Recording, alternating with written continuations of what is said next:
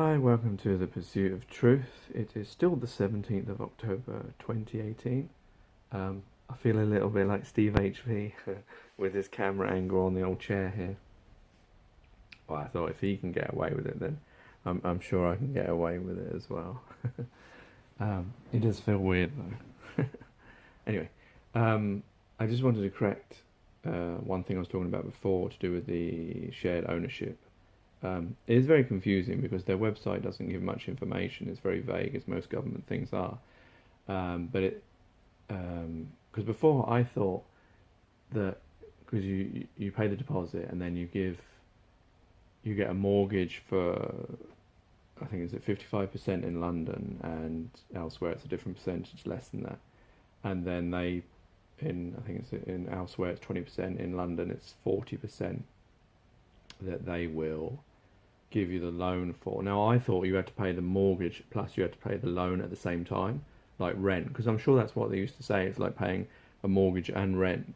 But now I'm reading it, it seems to suggest that you don't actually pay, you only pay the mortgage part, and you just pay, is it an admin fee of the like £1 or 1%? I think after a few years there's no interest, and then it's 1%. So I don't know if you have to pay that right at the end. Unfortunately, it doesn't. Its example that it gives is a 200,000 house, which obviously is very difficult to find, especially in London, almost impossible. So I don't know why they went for that example. And then the next example was 400,000. Yeah, which is, well, it's probably more closer to average. I think average is 300 plus. So yeah, maybe it's not so bad. I'm meeting a housing agent on Saturday to discuss this. I mean, part of me, sort of like when I was growing up, obviously I grew up in a house in Portsmouth, and obviously part of me for a long time was thinking, oh, I want my own house. My family had a house. It's part of normality. But then recently I've been thinking, well, what's the point? Because you can't take it with you. It's just one of those possessions that you think you need, and but then obviously I've got 3 children to think about. That if I can get a house now, well, that's another problem with the shared ownership Help to Buy scheme. It's leasehold, which means you only get it for a certain amount of years and then it's not yours. It's weird, isn't it? You can buy a house that's not actually yours. It's only freehold. So leasehold is a certain amount of years that you keep it. But I guess what you do is and this is also, it's not very well explained on their website, is you have to sell it and then buy your own house and hopefully get a freehold. Hopefully the prices will appreciate it, but other houses won't. So you'll be able to buy those, or you'll be in a better position, which is unlikely, but it's possible. And then you've got to pay back yeah, it's all very confusing. Hopefully on Saturday we'll understand it a bit more. It's ironic that the government's website is not clear, but then I wonder if that's on purpose, because a lot of government things never seems to be very clear, or too much waffle. Anyway, yeah, so for them it is better to get a house because I don't want them to struggle like I've had to struggle. So at least, if I have a house and then when me and my wife pass away, it's their house, and at least they have that security that that I want them to have, that they don't have to struggle. Because like I said before, I think in their lifetime it's going to be almost impossible to even get a flat, let alone a house, because that's the ironic thing. I'm like moving different bits at the moment, but I'm going to forget what I was trying to talk about. I need to write these things down. Yeah, I was thinking before how it's ironic that say this flat that I'm living in now. Let's just say, for example, it's 300,000 to buy this flat that the landlord has bought and is now getting rent from me, and I'm paying him £1,000 rent, which is probably more than the mortgage that he's paying.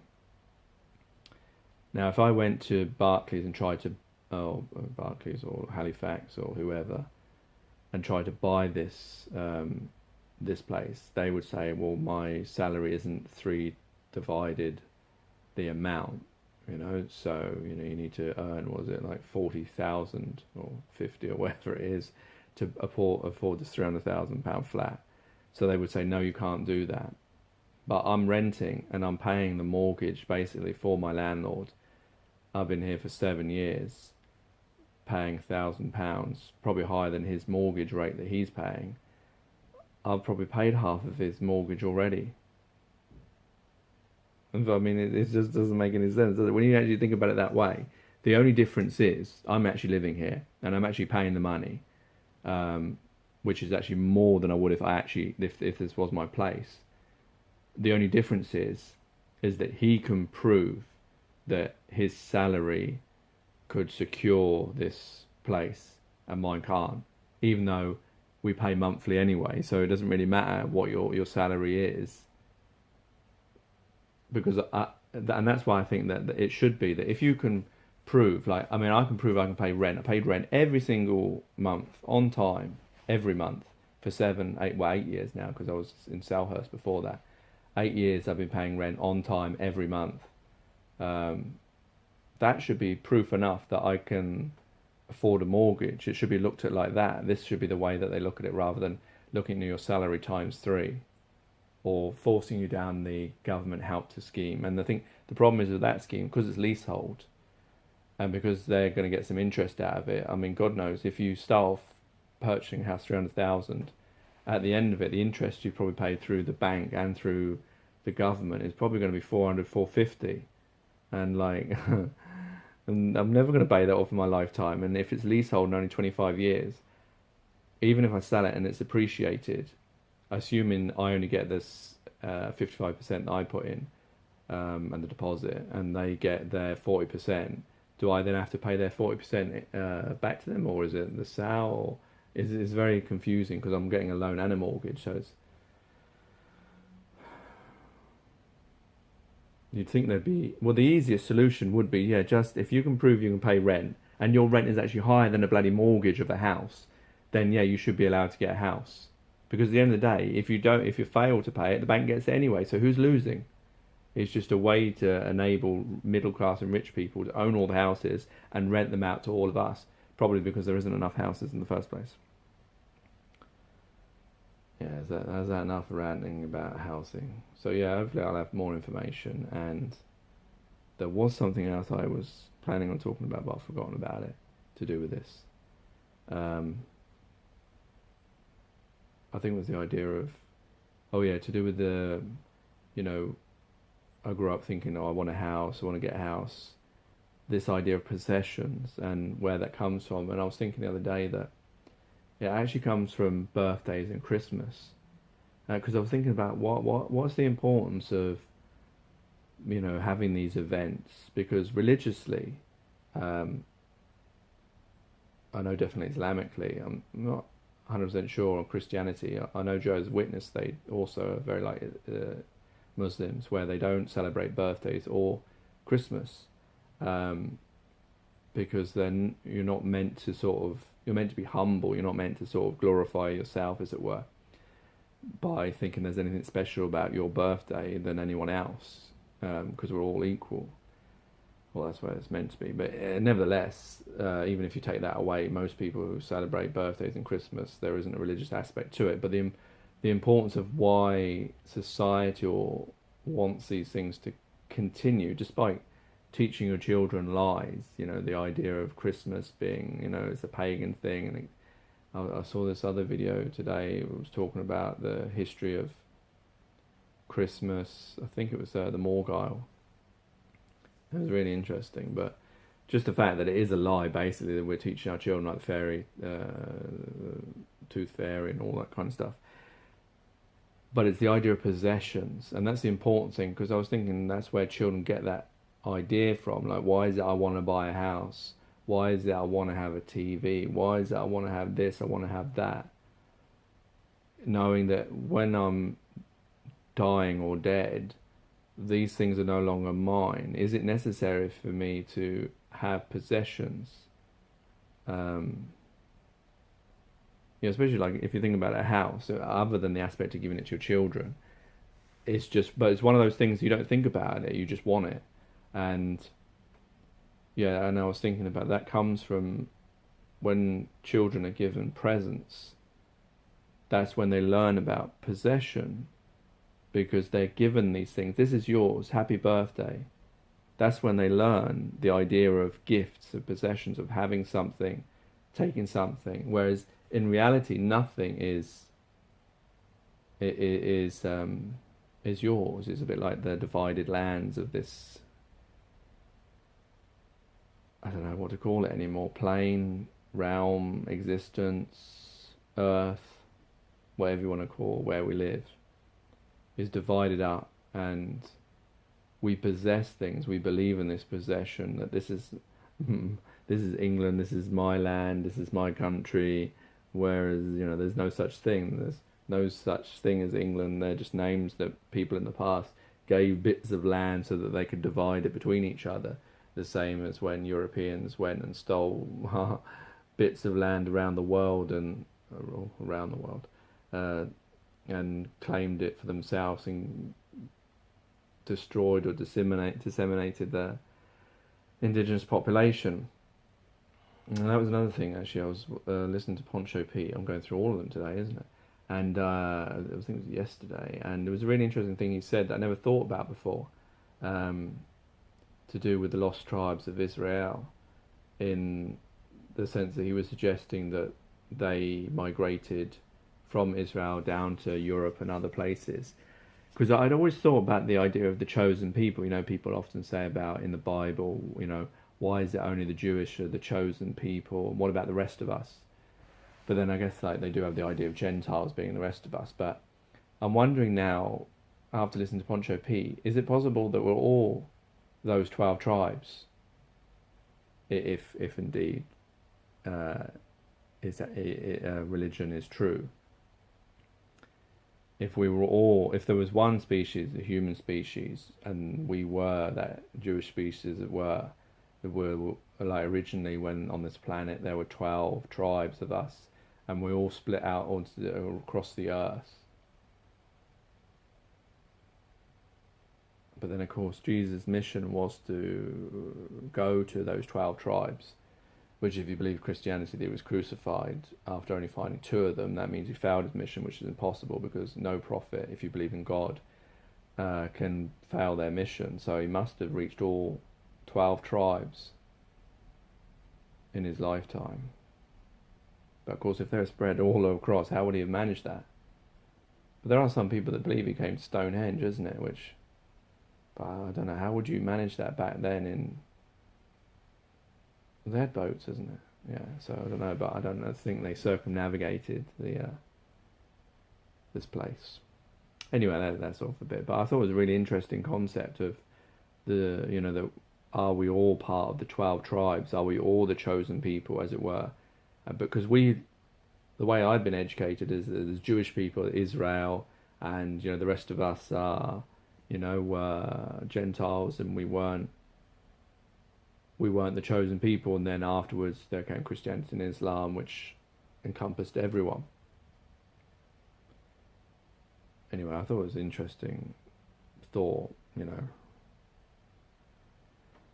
And the other video was ties into what I was going to talk about next. Well, actually, it was what I was meant to talk about in the first place, which was the idea of that.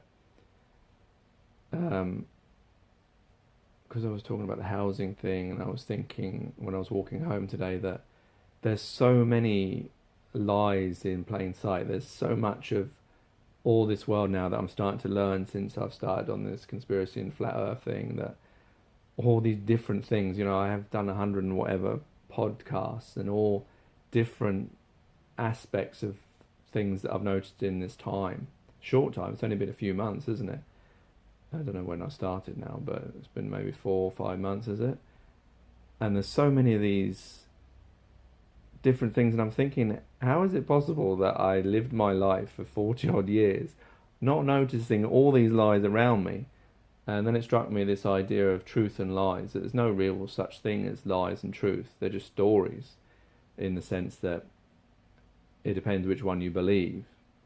There's nothing, do you know what I mean? There's no concept, as it were, as truth or lie. It's just the what story you've been told. If you've been told that the earth is round, That's the story you've been told.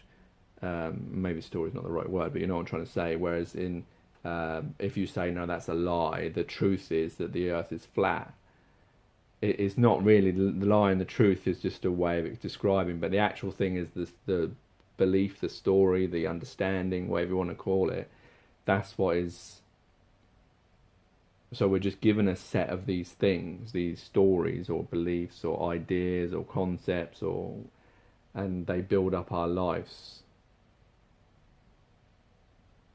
And yeah, as I'm going through this process, I'm finding lots of them are false. And even if you want to sort of challenge me, a Rodney G style, and sort of say, "I know flat Earth, that's not real," and 9/11, no, that was a real event or whatever. Even if you put a few of those to the side, what about all the other stuff? I mean, there must be like loads of things. Like the idea of the war in Iraq and Afghanistan.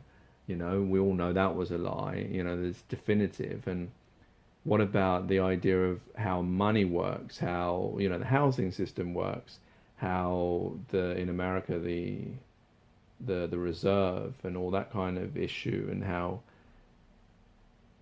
government works, and how the fact that you can only democracy is voting for two old people from the same party over and over and over again, like some kind of Orwellian nightmare, and yet we buy that as some kind of democracy, like we're choosing our leaders. We're not choosing our leaders, they're being put in front of us, people that we would never choose in our lives ourselves. It's like a rock and a hard place. It's not really a great choice, is it? You've got like 60 billion people in this country, and you've got the choice between two of them to lead you. I mean, in an end of the world type event, I don't think that's the way that people would go about doing things. But it's just, the pharmaceutical industry, whether you believe that they know things or do things, we all know about like the stuff that they, the mercury and the influenza jabs, and all that kind of stuff. The charities, there's the list is endless. I wouldn't be able to actually list all these different things, but yourselves that even if you don't believe in flat Earth, even if you don't believe in 9/11, even if you don't believe in conspiracies, if you put those sort of more, not radical, but more sort of, you need a lot more to get to those things. Even if you look at your day-to-day lives with open eyes and actually see the truth of things, there's so many lies, so many stories that we've been fed. I mean, in that case, that makes me feel that these things probably are true, the flat Earth and the and the conspiracies, because there's just, I mean, I know that's probably a fallacy, isn't it? But it's just there's so many things, and the thing is, the problem is you don't really get. I like when I used to listen to on YouTube the conspiracies, things like that 9/11, all that kind of stuff, and Sandy Hook and the Norway thing and London and whatever. It didn't really change the way I saw things. It made me think about, these terrorist events, at how, they're constructed, or, whatever's going on with them. There's something not quite right with lots of them. But it didn't really change how I viewed things. It was only when I got to the concept of flat Earth, this idea, like this is what I was going to mention, RS Plane's great video today, where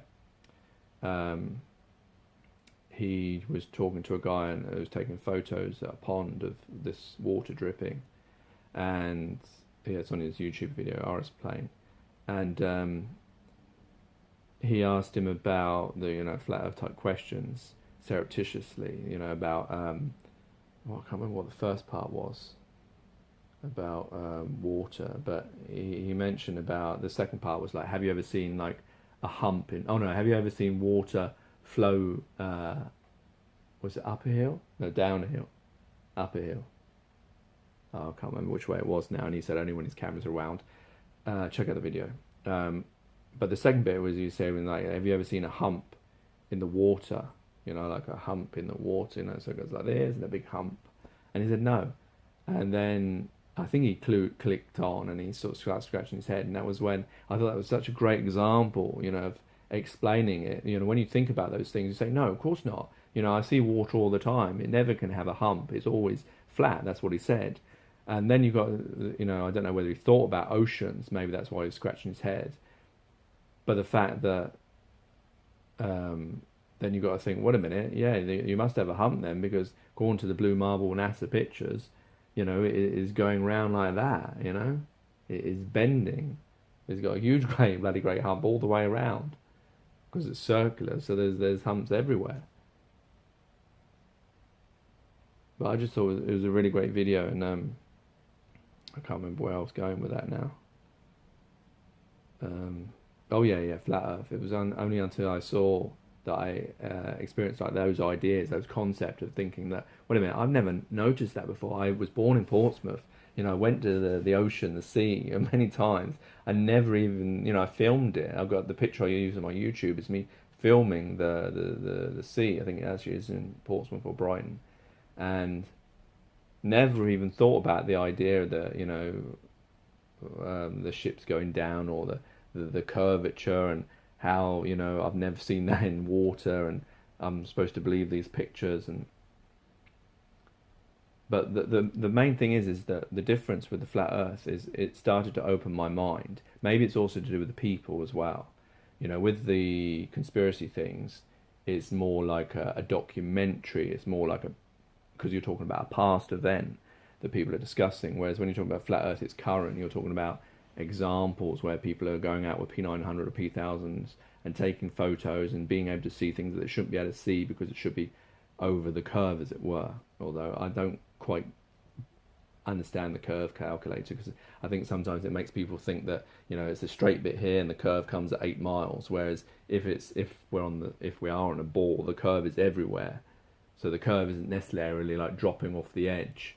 The curve is sort of gradual, isn't it?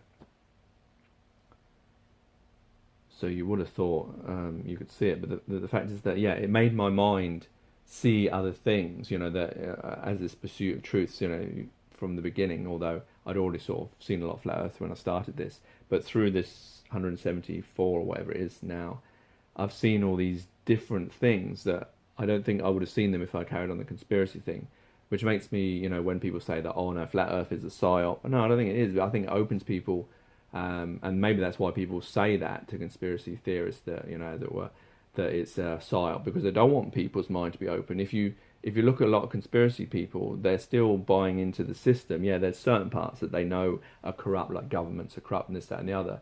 But if you look at flat earthers, people are starting to see more. They're seeing, like with me, I'm now seeing the idea of that we're all one species and we've been divided up, and all these things that we call all these things, it's all invented, all made up, all that kind of stuff.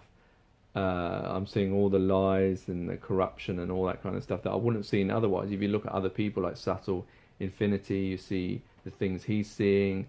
You look at Dow from Beyond the Mediterranean Curve, or Gav, or Jamie Brown, or Sheeps and Neeps Des, or RS Plain, or Rebecca and Dave, Merle Beauregard, who am I forgetting now? Steve HV, the Morgul, all these different people. If you look at the things they're talking about, sorry if I've missed anyone. There's loads of people I listen to these days. There's getting too many. Poncho Pete, although he's not always too serious, but yeah.